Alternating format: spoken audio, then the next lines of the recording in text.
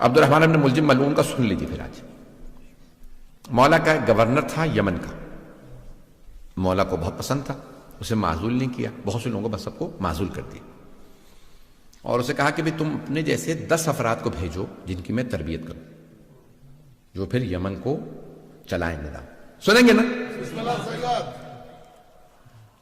اس نے 10 افراد بھیج دیے. اس نے 100 افراد کا انتخاب کیا. 100 افراد میں سے پھر 40 کو چنا. ان میں سے جو سب سے اچھے 10 افراد تھے انہیں کوفے بھیجا، کہا تم جاؤ جا کے علی بن ابی طالب سے تربیت لے کے. مولا مسند بچھا کے بیٹھے. 10 افراد آئے. مولا نے پہلے کا پوچھا نام بتاؤ، بلدیت، سب کو تعارف ہو رہا ہے، سب کو بتا رہے ہیں کون کون ہیں یہ لوگ. دوسرا، تیسرا، چوتھا. چھٹے آدمی سے پوچھا بھائی تمہارا نام کیا؟ اس نے کہا عبد الرحمن. عربی میں اس نے جواب دیا انا عبد الرحمن، میں عبد الرحمن. مولا نے اس کو دیکھا اور کہا انا للہ و انا الیہ راجعون. اس نے فوراً پلٹ کے پوچھا آپ نے کلمہ استرجاع کیوں پڑھا؟ مولا نے کہا تیرے باپ کا نام کیا؟ اس نے کہا انا ابن ملجم، میں ملجم کا بیٹا. تو مولا نے کہا انا للہ و انا الیہ راجعون. کلمہ استرجاع دوبارہ پڑھا. اس نے کہا کیا بات ہے، کیا میں مرنے والا ہوں؟ مولا نے کہا مرادی انت، تو مرادی ہے؟ عبد الرحمن ابن ملجم ہے، مرادی قبیلے سے تھا، مراد. اس نے کہا کہ ہاں. مولا نے پھر کہا انا للہ و انا الیہ راجعون. کہا کیا بات ہے آپ بار بار کلمہ استرجاع کیوں پڑھ رہے ہیں؟ کیا میں مرنے والا ہوں؟ مولا نے کہا نہیں، تو میرا قاتل ہے. اس نے کہا قاتل نہیں، میں تو آپ کا چاہنے والا ہوں. مولا نے کہا نہیں، تو میرا قاتل ہے. میں تجھے ابھی سے وارننگ دے رہا ہوں، تجھے تحدید کر رہا ہوں، تو جہنم میں جائے گا اپنے اس گناہ کی وجہ سے، اور وہ لعنت ہوگی تو جہنم کے اس گڑھے کے اندر جائے گا کہ جہاں کوئی نہیں ہوگا. اس نے کہا نہیں کیسے ہو سکتا میں آپ کو مار دوں. مولا نے کہا میں تجھے بتا رہا ہوں بھی تو قاتل ہے میرا. ایک مرتبہ اس نے کہا کہ بھئی کیسے ہو سکتا ہے، آپ مجھے مار دیں ابھی مار لیجئے. مولا نے کہا کس جرم میں، جو تو نے ابھی کیا نہیں. اسلام میں جرم سے پہلے سزا نہیں ہے، جرم کے بعد سزا ملتی ہے. تو نے بھی جرم نہیں کیا لیکن میں تجھے ابھی سے وارننگ دے رہا ہوں. اب اسے اندازہ نہیں، آہستہ آہستہ وہ ایک فاحشہ کا جو ہے وہ عاشق ہو گیا. اب ممبر کے قابل نہیں کہ میں بیان کر سکوں. اس کا نام قطام تھا. ہمارے ہاں بھی کہا جاتا ہے نا، گالی دینی ہوتی ہے تو قطامہ کہتے ہیں. یہ اس کا نام تھا.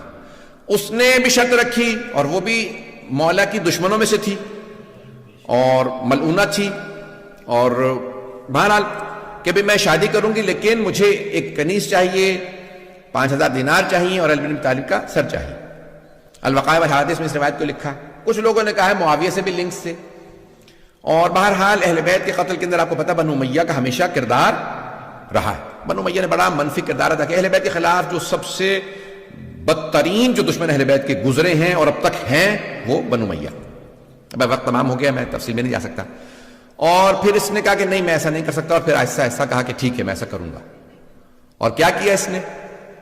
یہ گیا خانہ کعبہ میں، غلاف خانہ کعبہ پکڑ کے اس نے قسم کھائی کہ میں علی کا قتل کروں گا. آج آپ دیکھتے ہیں بہت سے کہ یہ اپنے آپ کو کہتے ہیں خادم الحرمین شریفین. پتہ نہیں لوگ ہیں یا نہیں. بہت سے لوگ دھوکہ کھا جاتے ہیں وہ حرم کے خادم ہیں اور آپ ان کو برا کہہ رہے ہیں. بے ہم آپ کو تاریخ میں ایسے بہت سے کردار پیش کر سکتے ہیں جو خانہ کعبہ کا غلاف پکڑ کے قسم کھاتے ہیں کہ میں رسول خدا کے بھائی علی بن ابی طالب کا قتل کروں گا. یہ میں کیوں پیش کر رہا ہوں؟ یہ قابل توجہ باتیں، آج یہ قابل غور ہیں. یہ آج دھوکہ نہ کھائیں لوگوں کے بڑے بڑے ٹائٹلوں سے. اتنے بڑے بڑے انہوں نے اپنے آپ کو ٹائٹل دے رکھے. میں حرمین کا، مکہ مدینہ کا خادم ہوں. جنت البقیع ڈھا دے تب بھی لوگ ان کو لعنت نہیں کرتے. رسول خدا کی بیٹی کا حرم گرا دیں، لوگ کہتے ہیں کہ لعنت نہیں کر سکتے. آپ سوچ سکتے ہیں کوئی آدمی 4 معصوم اماموں کی قبریں ڈھا دی. ازواج رسول کے ماننے والے کہاں ہیں آج جو کہتے ہیں امہات المومنین کو مانتے ہیں؟ 9 امہات المومنین کی قبریں ڈھا دی. کوئی بولنے کے لیے تیار کہتے ہیں نہیں لعنت نہیں کریں. حرمین کے خادم ہیں، مکہ مدینہ کے خادم ہیں. یہ آل سعود کا کردار ہے آپ کے سامنے. میں بہت معذرت، بہت تلخ میں نے پیش کیا، مکمل کر رہا، ختم تمام. عزیزان گرامی، اس نے کیا کہا؟ اس نے کہا میں کیا کروں گا؟ حرم میں خانہ کعبہ کا پردہ غلاف پکڑ کے قسم کھائی میں علی کا قتل کروں. کب؟ شب قدر میں. کہاں پہ؟ مسجد کے اندر، مقدس جگہ پہ، مقدس رات میں مقدس ترین ہستی کا قتل کرنے آ رہا ہے. کیا سمجھ کے؟ عبادت سمجھ کے. کیا اس زمانے میں ایسے لوگوں پہ لعنت تھی تو آج ایسے لوگوں پہ لعنت نہیں؟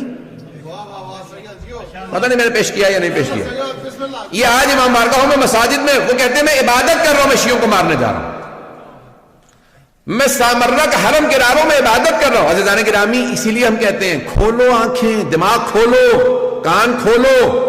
ایسے اگر لوگوں کو تم تاریخ میں آج ایسے لوگ ہیں، اور پاکستان میں کب کہا؟ جب خود کش حملے شروع ہوئے پاکستان میں، کہا نہیں یہ ملعون ہے. عزیزان گرامی، اگر پاکستان میں حملہ ہو تو ملعون ہے، دوسرے ملکوں کے اندر حملہ ہو تو ملعون نہیں ہے؟ عراق میں حملہ ہو تو ملعون نہیں ہے؟ شام میں جناب زینب کے حرم پہ حملہ کرے تو ملعون نہیں ہے ایسے لوگ؟ اور اگر تاریخ میں علی پہ حملہ کرے تو ایسے آدمی ملعون نہیں ہے؟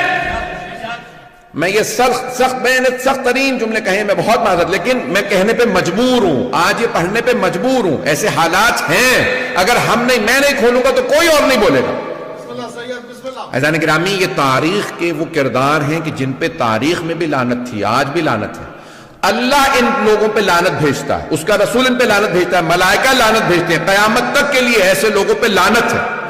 اور جو ان پہ لعنت نہیں بھیجتے ان کا کیا حال ہونا چاہیے؟ ان پہ لعنت نہیں ہونی چاہیے. اگر تو وہ نہیں سمجھتے تو معاف ہے، اور اگر سمجھتے ہیں اور لعنت نہیں بھیجتے تو ان پہ بھی لعنت ہے. آپ کہیں گے آج مولانا بہت غصے میں. میں یقین مانیے کہ جتنا پیش کر رہا ہوں بڑی ذمہ داری سے پڑھ رہا ہوں. جو اہل بیت علیہ السلام کے مقابلے میں آئے، وہ کسی بھی زمانے میں ہو، کوئی بھی ہو، تو اس پہ عزیزان گرامی صبح و شام لعنت ہے، اور اللہ نے ایسے لوگوں پہ لعنت بھیجی.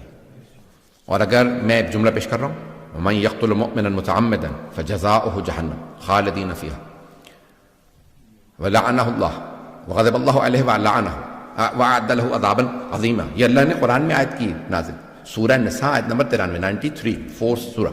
اللہ کہتا ہے جو کسی مؤمن کو جانتے بوجھتے ہوئے عمدن قتل کر دے تو اس کی سزا یہ ہے وہ جہنم میں جائے گا. اللہ اس پہ ناراض ہوگا، اللہ اس پہ لعنت کرے گا اور اس کو ہمیشہ عذاب میں رکھے گا. عام مومن کو مار دے تو اللہ فرما رہا ہے جہنم میں جائے گا. اور اگر کوئی امیر المؤمنین کا قاتل ہو، آج مسلمان کہتے ہیں نہیں سوچنا پڑے گا، لعنت کر سکتے ہیں نہیں. قرآن کی آیت کو تو نہ انکار کرو. میں نے تمام کر دیا.